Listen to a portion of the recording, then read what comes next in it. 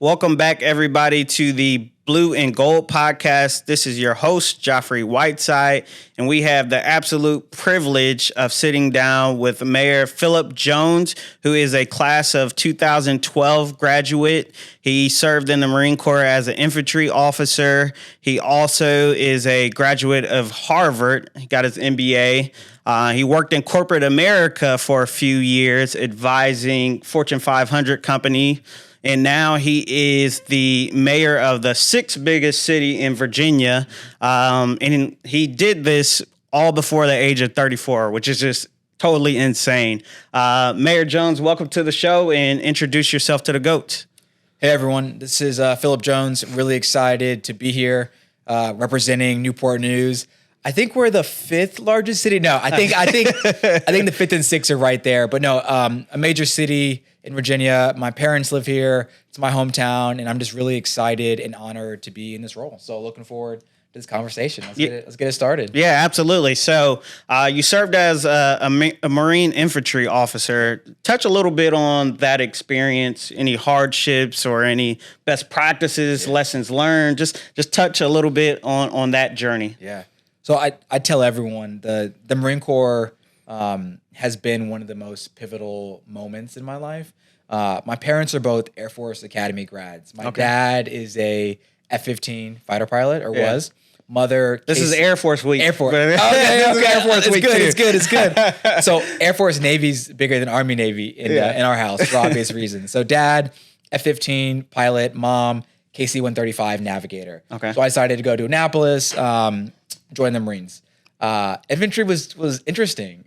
Originally, I wanted to be a combat engineer. Okay. But then I looked at TBS and I realized, I wanted to be the main effort. There wasn't a lot of African Americans going into IOC, going into infantry, and I sort of thought, if I don't do it, who's going to do it? Yeah. So, good friend of mine, Nathan Jester, and myself, we decided to do it, and we held it down for a long time. Yeah, definitely. So, can you talk about an experience where you just completely experience like adversity or something along those lines? Yeah. I think a lot of the time we focus on all the good and the good highlights, especially with like social media is just like, a highlight reel. But just talk about a time that you struggled or you helped somebody that was struggling. Yeah.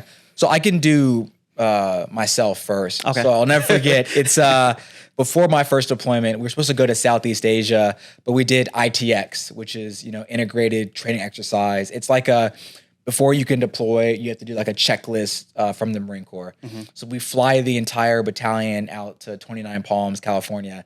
There's like nothing out there. It's just like the wasteland, right? And I'm in an AAV, like a water tank, and I get this. I'm the lead. It's like this is a training exercise. I'm the lead AAV. And I'm in the TC hatch, the troop commander hatch. And, we're driving along, and I hear on the radio from Steel Rain, which is our artillery unit, short round. And I was like, wait, I'm in the front. And so, Lance Corporal, the driver, hits the brakes. TC hatch comes down. The hatch shatters my hand. So I break like 3 fingers on my right hand, immediately go into shock, right? So I'm sitting there, my hand is bleeding, and I realize, let me just like finish out this exercise. Yeah. So finish out the exercise, like another hour and a half. Look at my hand.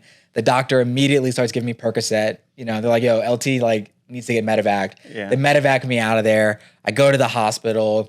That night was probably the worst night of my life. They re-break all my fingers like 8 or 9 different times to try to get the bones to set. So it was like X-ray, break the bones, and like times 8. Oh my goodness. Finally, the next day they had surgery, basically saved my hand. And then I got 3 days off, and then I went back. 3 days? They gave me 45 days, but like, Gotcha. I'm a second lieutenant. Yeah. I can't leave my platoon. Yeah. It's You're the leader. Yeah. It's just like, it's sort of my like servant leadership, lead from the front. So I went back to the field, and they gave me a pistol, and that was it. I sort of just kept living my life. But I tell everyone, it's the little things that the Marine Corps taught me, was the ability to just persevere, to have tenacity, to push through. And those are things that I rely on, whether it's the academy, Harvard, my short time in corporate America, or as mayor. It's just the ability just to persevere and to push on. Yeah, absolutely. Now, can you talk about a time where you helped somebody, through a struggle? Through a struggle. Yeah. I mean, I think for a lot of Marines, especially, I'm sort of the post-Afghanistan Marine Corps crew. So a lot of my guys were from 3-9, from 2-9, and had come to 1-8, so 1st Battalion, 8th Marines. And a lot of them had high rates of PTSD. Yeah. And so just to talk them, to walk them through, and then really to help, as most of them got out, help them transition. I think we don't do a good enough job of transitioning our enlisted and our officers. It's like a very, very hard thing to do. You're in charge of all these Marines or sailors, you're on a boat, you're a divo, et cetera. But then now you have to transition into corporate America. It's a very, very jarring transition. And so the best part of my day is when my Marines call me like, LT, what's up? Like, what are you doing? I just sort of help them through life. Yeah. It's probably the best part of my day. Awesome. So you mentioned like the transition from the Marines into either like corporate America or even more avenues and stuff like that. Can you talk about that transition? Because I feel like it doesn't get talked about enough. Like not even in the Marines, like I was SWO and I had a hard time, transitioning into entrepreneurship, right? It was weird. I was so used to, being a certain place at a certain time. I really, struggled with that. So can you just talk about your transition and like best practices? Yeah. So one, I want to give a plug to a good friend of mine, Brendan Aronson, has a sort of podcast. He helps veterans, especially Service Academy, transition. So I wanted to plug Brendan Aronson. But I tell everyone, you need to start like as soon as possible. Yeah. I see so many people, they put in their papers, the EAS, and like, all right, I got 6 months to figure out my life. Like, I think we need to do a better job as individuals in the military with saying like, what do you want to do? Yeah. And I'll never forget this. First deployment, I had one of my squad leaders, and he was getting out of the Marine Corps, and we're sitting there. It's like, it's like 100 degrees. We just did a live fire range. I'm just hanging out with the boys, right? We're sitting there on our plate carriers, and I'm like Cleveland, like, what do you want to do afterwards? And he's like, I don't really know. I'm like, listen, man, you can do whatever you want to do. I was like, if you want to go be a Sherpa and just climb Mount Everest, you can do that. Like, you want to go be an investment banker, you can do whatever you want to do. And I think that option paralysis sometimes hurts veterans. You could do whatever you want. You can live wherever you want to live. Yeah. And I think we need to do a better job of encouraging our people who are getting out to take risk, but also like have some sort of a plan. Yeah, absolutely. Now, you mentioned, leadership and transition. Yeah. Now, when you went from Marine Corps to, corporate America, how did you have to like dial back that into? For me, it was like a game changer. I had to adjust because you're so used to leading one way, and then you can't lead like that in corporate America. Yeah. You'll have the HR at your door really fast. Yeah. So can you talk about like that transition in the leadership sector? No, of course. So I was very fortunate to do 3 years of grad school in between sort of military time, EAS, and then my first corporate role at Bain & Company in DC. And I really needed my time at grad school to just like relax a little bit. Also, I think in the military, we think that our leadership is the best. And I think it's just different versions of leadership. I've always said, I think a public school like principal or high school teacher, like they practice really good leadership, right? They're trying to deal with like 16-year-olds and 17-year-olds. Like I think their leadership is not better or worse than military leadership. It's just different. Yeah. And so without sounding like a complete Joe, right? I really think of it as Sparta and Athens, right? Where like the Naval Academy, the Marines, like that was my Sparta, right? But now I need the Athens side of it, the public speaking, the ability to have soft power and to use that is my Athens. So when you combine Sparta and Athens, I think you get the sort of best of both worlds. Yeah. Where you don't want to be all soft. You don't want to be just like this raging guy who's yelling, but you can probably meet somewhere in the middle where you're confident in your abilities. You practice humble leadership, but you are the one that's in command, and that's sort of how I tried to look at it. Yeah, absolutely. Now, what about your leadership in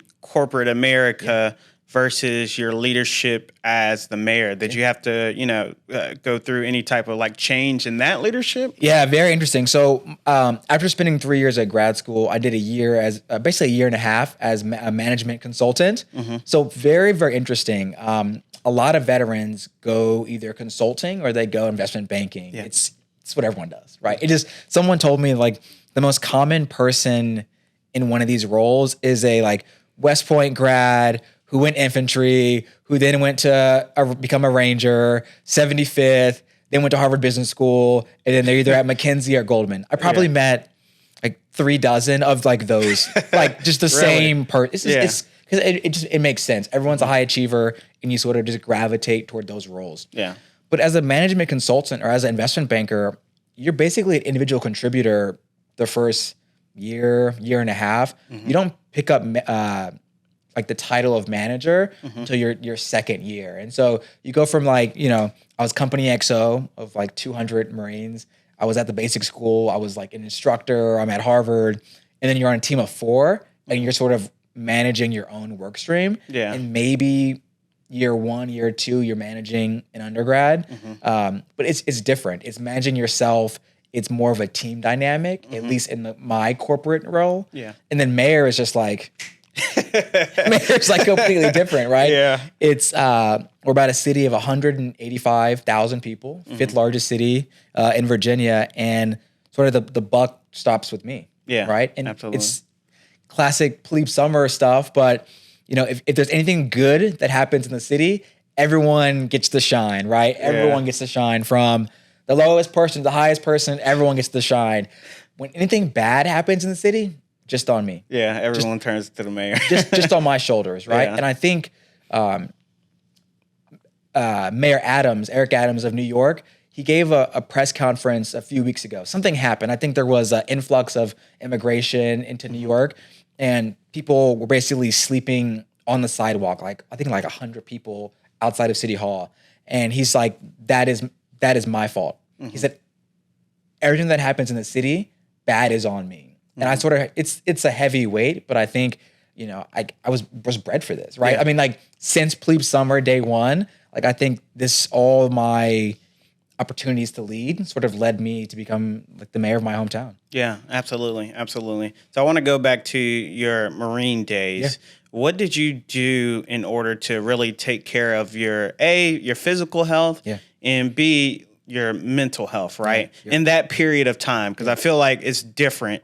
Nowadays, you have resources. Yeah. Like me, I have a ton of time. I could go get massages.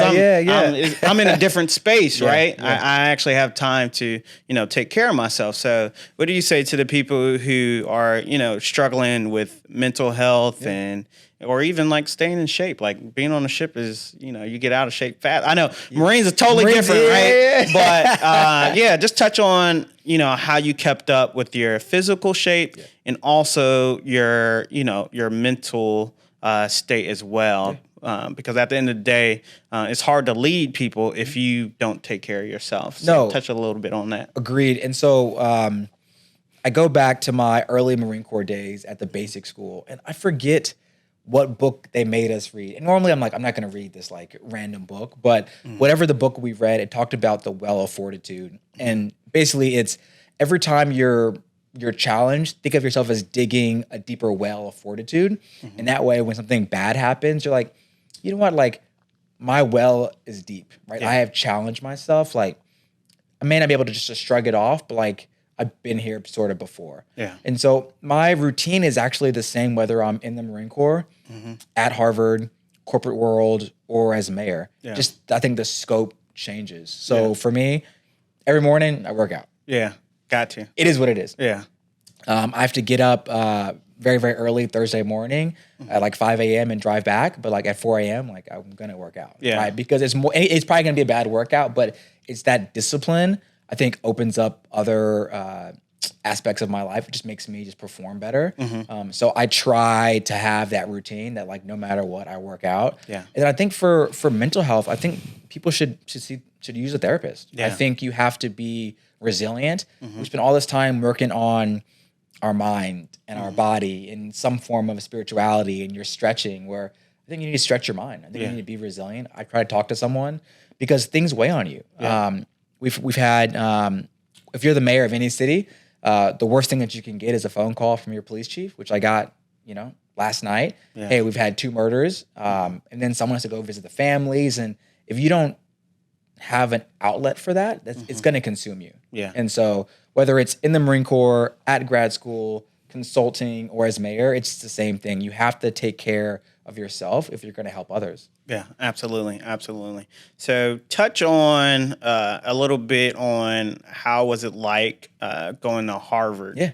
I always wanted crazy, that. man. It was crazy. Yeah. It was a blessing. It definitely changed my life in many ways. Good friend of mine, once again, Nathan Jester, he was my sort of friend group that sort of broke the code. He went to Harvard Law School, and I knew that was the best business school. The way that I approached it was I knew the future was going to be at the intersection of the public and the private sector. So I wanted to do the MBA at Harvard's Business School, but I also wanted to do the MPP at Harvard's Kennedy School. Yeah. Because that's the public sector and the private. That's the sort of leader I want to lead in both the public and the private sector. Yeah. It was crazy. I did pretty well at the Naval Academy. I wasn't top 10%. I was like top 15% or something. But you go to Harvard and everyone's just smarter than you, right? It's just like, it's just like a bunch of sharks are just like circling each other. Yeah. It's humbling. I think that's the environment that I needed to grow. But I tell everyone, and I help a lot of veterans get into the Ivy League program, is be confident in yourself, be confident in your abilities and your skill set. Yes, maybe I didn't go to Harvard undergrad and I didn't go to Goldman Sachs or do private equity for all the years, but like I led Marines, right, on 4 different continents. Like I've been in some very stressful situations. You bring a different dimension. You're probably a little bit older than your class. I think I was 3 or 4 years older. Most people in my HBS or HKS section or cohort. But man, I loved Harvard. It changed my life. Yeah. It really did. Okay, I'm gonna put you on the spot. Yeah. Which did you find more difficult? Ooh, okay. Harvard or the Naval Academy? The last person I had on this show, he went to Ivy League for his MBA, and he said the Naval Academy. Okay. So no pressure on you. Yeah, that's hard. I think it's just you're in different phases of your life. I'll also say the Naval Academy. Yeah, I'll say Annapolis. You got to remember, you're 18, right? You're sort of being like broken down and built back up. And so I think the Naval Academy Harvard didn't make me who I am right now, right? Harvard is like a finishing school. Yeah. I am who I was before I got there. And then like Harvard finished me up. Then I went to corporate and then ran for mayor. But the Naval Academy really sort of taught me what it was to be a leader. I think the hardest part about Harvard is that you're in these elite halls, right? These are people, Supreme Court justices, with future mayors, the future Congress members, senators, private equity. One of my classmates, his company is valued, I think, over $1 billion already. Yeah. We're like 2 years out. I mean, like it's That's just wild. It's like a different level of individual. And so you want to say the right thing, you want to blend in. And each one has challenges.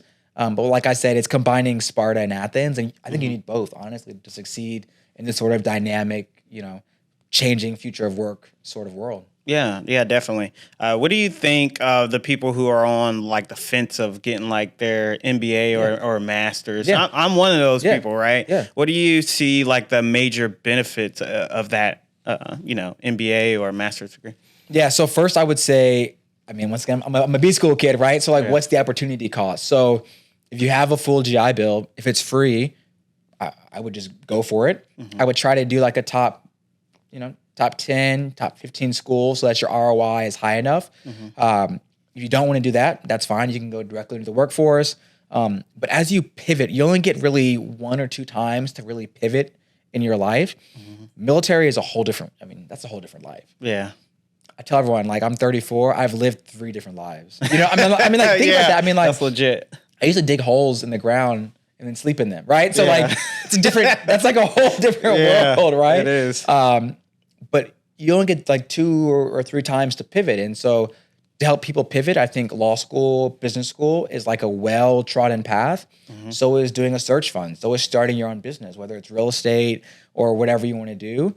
But if you have a free GI Bill, you're not going to use it at all for your kids or your spouse or your partner.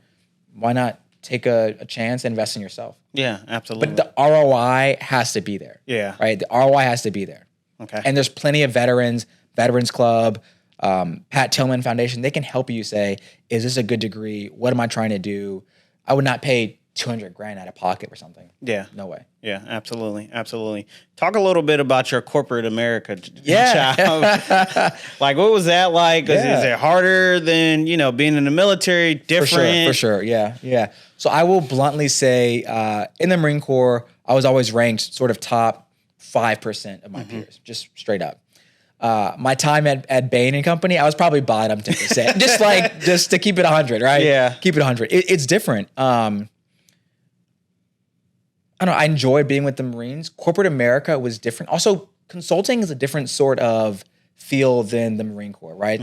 I wasn't doing implementation. I was basically coming up with, pie in the sky, grand strategy for the board, for a CEO with senior executives, doing all this work, but I never got to see the plan actually get implemented. And so I think for me, it just wasn't a good fit. But I tell, if you're going to go the MBA route, then I would do either investment banking, consulting, some sort of product or brand marketing, or design. Yeah. I mean, those are very broad things. And then you can get a chance to say, okay, I like defense and aerospace. Yeah. I like brand. I like luxury goods, whatever it is.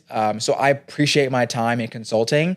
And once again, consulting firms only take sort of like the top of the top. So like, to be around like true sharks, it made me a better person. Public speaking, the ability to just communicate, instead of putting things into like 30 pages, put them into like 1 page. So I tell everyone, I think everyone should try consulting for a year. Yeah, definitely. So, while you were working in corporate America, first of all, did you like struggle with that transition? There's like there's a level of concern when you're going from a guaranteed paycheck to, you could get fired really easy. Oh, yeah. It's hard to get, fired from the military. You have to do something illegal, basically, right? So was that, transition hard for you? Were you like worried? What sources did you use to like get that job? Yeah. So I used Harvard to get the job. It was a very most consulting firms and banks will only recruit at like the top level MBAs. So it was a feeder program, right? Yeah, absolutely. And I tell everyone, whatever small success that I've had in my life, it's because I've been placed into pipelines and into pathways. And I want to, now as mayor, I want to create pathways for others, right? Yeah. But for me, my mom and dad are service academy grads. Yeah. So I'll probably be a service academy grad. So then I go to the Naval Academy. Well, Naval Academy, there's a pipeline to the Marine Corps. Okay. So I did the Marine Corps. And then from the Marine Corps, there's a pipeline to Harvard. So then I did that. Then from there, there's consulting. That's a pipeline. And then after consulting, I have a lot of friends that are mayors already. So like I did a lot of things myself, but there's a path. Yeah, there's right? a pipeline. So that's what I try to do. So going in a corporate world, it's different because you're generating revenue. Yeah. Right? So for me, it was just a different way to view the world. But I like that Bain gave me the opportunity to work on a lot of pro bono cases. So if you look at my time at Bain, of the, I don't know, we'll call it 18 months or so that I was there, I probably spent a third of that time doing pro bono cases. I think I did 2 pro bono cases. So I was still able to give back while driving revenue. So I actually enjoyed that part of it. But I think it's a cultural shift for a lot of veterans. In the military, you can kind of just stick around and you'll probably, pick up 05 and, call it a day sort of thing, right? Where it's different. It's really different in the civilian world. But I think it's sort of high risk, high reward, right? 34, I'm a mayor.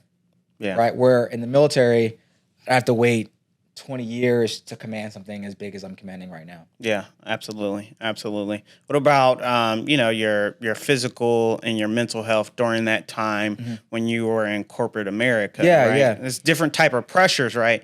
Marines is guaranteed money. Yeah. Let's be honest. Small money, but Yes, guaranteed. yeah. It's all relative, right? Yeah, yeah. But did you find yourself like compromising, you like working out? I know for me, starting a business, Yeah, I found myself compromising, going to the gym and sacrifice the gym hours and things like that because, at the end of the day, like I have to feed my family and stuff like it's just totally different, right? Yeah. Talk a little bit about how you maintain, your physical and mental health in corporate America. Yeah. So management consulting, I forget like what they tell you you're supposed to say, but you're probably working, if you're on a good case, you're probably working 58 to 65 hours a week. If you're on a burner, you're probably working 80 hours a week. Like it is sort of is what it is, right? But consulting firms, they track how many hours you work because you're basically billing hours. So like I don't bill by the hour, but the firm is basically billing me out per hour, right? So they track how many hours you work. So I was blessed to have a lot of the sort of smaller cases, but it was different because, so in the Marine Corps or the Navy, it's like, okay, we have a 60-hour work week, but like a lot of that's like downtime. You're like, I'm at work, whatever, but like for consulting, those are like, you're actually like legitimately working. You're actually like all really, the time. really working on it. And if you do like the private equity side of the house, like those are very, very short duration cases, but you're working like you're on call. Yeah. Think of it as like the day starts at like a 9 a.m. You take your dinner break at 6 or 7 and you log back in from 9 to 1 a.m. and then go to sleep. And then like that's sort of like the cadence for a lot of different cases. And so I think I cut back a little bit on the working out. But I really just wanted to do a good job. It was my first and only corporate America job. And it's sort of those things. If you can make it as a consultant or as an investment banker, you can really make it anywhere, honestly. So that's the mentality I had. Did my best. I don't know. But no, I love my time at Bain. I think it's an amazing company, amazing people. And after politics, I could go back and help them in some capacity. Yeah, definitely. So let's talk about, you becoming mayor. Yeah, let's do it. Did you like envision even getting into politics? Was that like a dream of yours? Yeah. Like when you were at the academy, were you like thinking about that? Yeah. So I wasn't thinking about it, but from an early age, everyone said, you're a good leader, you're a good leader. Plebe year, we had, I'm in 15th company and we had a tailgate and I was going through, it was parents weekend. Yeah. And I'm going through talking to people and someone's like, I'll never forget this. Someone said, like, Pip, are you the mayor? Are you the mayor of Annapolis? And they were joking, but someone literally said that. I think it's in my yearbook, honestly. But I think I just was sort of, I think as academy grads, as military, you want to lead, you want to make the world, whatever your world is, a better place. You want to have an impact on life. And so I knew I was always interested in politics, but it's so hard to break in. Yeah. You have to know how to raise money, how to do like no one teaches you how to sort of do it. You have to just like, and even now when people call me like, oh, I want to run, I'm like, it's like pledging. You got to find out, man. Like I can tell you about it, but until you've knocked doors all summer in like 100-degree heat, and like sweated out and blown out shoes, like it's hard to like really, really describe it to people. But I knew that if I wanted to run for office, like I'm really only from like 2 places, right? So I was born in Okinawa, Japan. But I went to high school here in Hampton Roads. My parents live here. And so they tell you for military, you're very transient. And so you usually run like where you're born or where you finish high school. That's here. Gotcha. So I went to high school in Hampton, lived in Newport News. The peninsula has sort of been my hometown region. My parents are local pastors. And so I knew that I wanted to return to Newport News, to Hampton Roads in some capacity. And as soon as I heard the previous mayor was going to retire, I've open seats the best to go for. No incumbent, so winner take all. High risk, high reward. Let's get it. That's awesome. That's awesome. Talk a little bit about like your campaign and how you like door knocked and just really brutal, man. It's brutal. So shout out to Emily Cherniak and New Politics. It's nonpartisan organization where they help servant leaders run for office. So servant leaders being the military, Peace Corps, Teach for America, and their whole thesis of change is that this is the lowest number of servant leaders that have been in Congress ever. Yeah. The highest was like post-World War II. And sort of correlated to that is the fact that people aren't really bipartisan anymore. It's hyper-partisan. It's I'm left or I'm right. Yeah. Well, veterans can help bridge that gap. You know, I serve with 3%ers. Yeah. Some of my boys are wild. Militia, you know what I'm saying? Good old boys, wild. You know, still love them, right? Yeah. I serve with some Black Panthers. You just serve with the military is a true microcosm of society, right? Straight, gay, it didn't matter. We serve together, right? We're in the foxhole, literally digging a hole together. So that's what New Politics. So they helped me. Okay, you're going to run. When are you going to run? And they gave me advisor. And then really, I just applied my Marine Corps strategic learnings to running for office. Yeah. Right? S1 is air admin. Yeah. S2 is your intel, my op shop, my logistics, my communications. I wrote a 5-paragraph order on how I'm going to win this, what my center of gravity is. I mean, it's just like writing a business plan. Yeah. How am I going to win? Yeah. And the business plan, I'm selling myself, right? Like I am selling myself to voters saying, you will vote for me and this is what I will do for you. Like that's sort of how it is. But it is, you truly find yourself. There were some dark days, man. There were some really dark days in the campaign because you think that everyone's going to come out and help you. So you're calling your friends for money. Some people are like, no, I'm not going to give you any. Like we go back. Like we really, really go back. And it was just different. You know? Yeah, definitely. So now that you are mayor, how do you handle A, your physical health and B, your mental health? Yeah, so it's the word. I think there a good or a bad thing about being mayor, but everyone knows who I am. Yeah. Everywhere I go.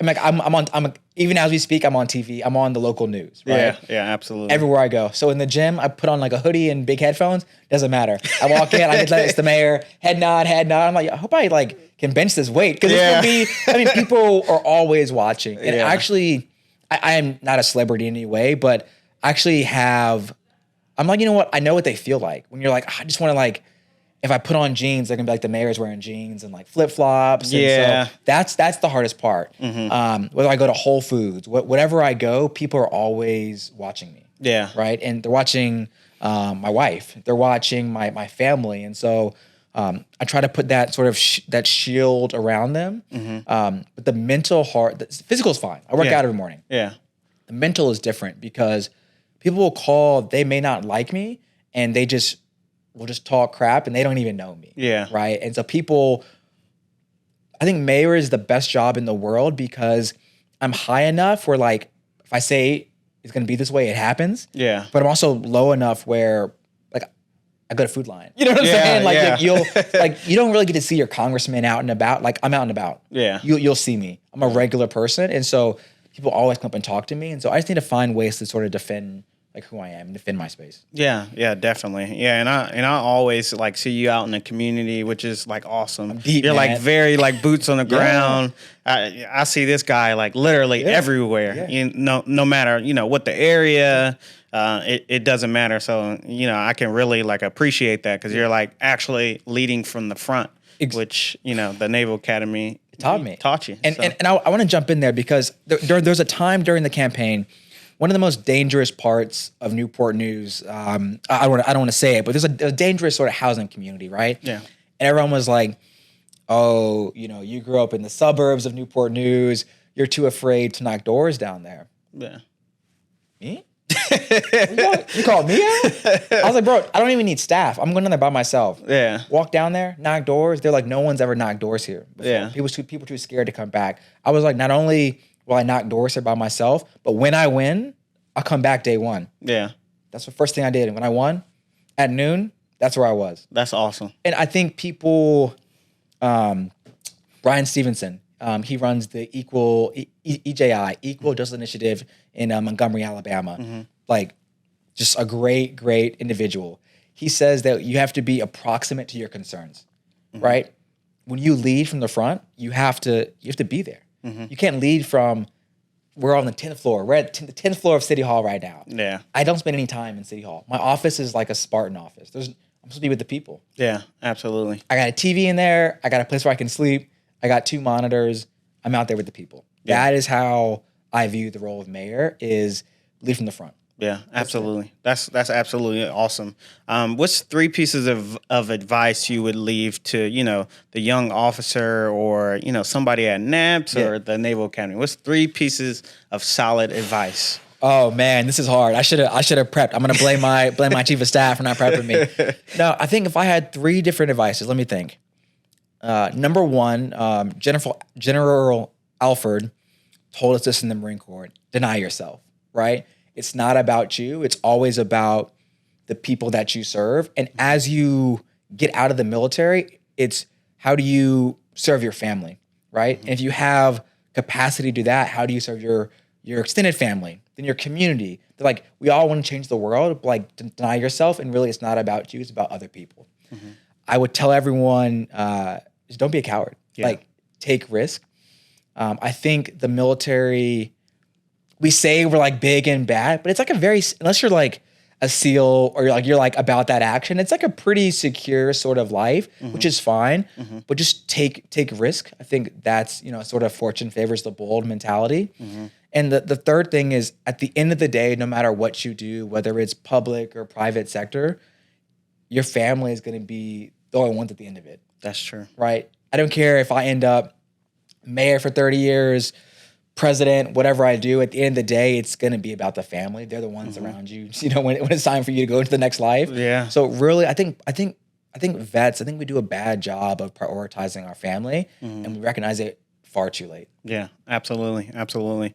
Well, Mayor Jones, I appreciate you being on the podcast. Of course. Appreciate you taking the time out, speaking to the GOATs. I know you're super busy and everything like that. And just wanted to say, I appreciate you, and, keep on doing great. Anything you're involved with, you absolutely do an awesome job, and you absolutely kill it. So this is Joffrey Whiteside signing out. And we're out. Cool.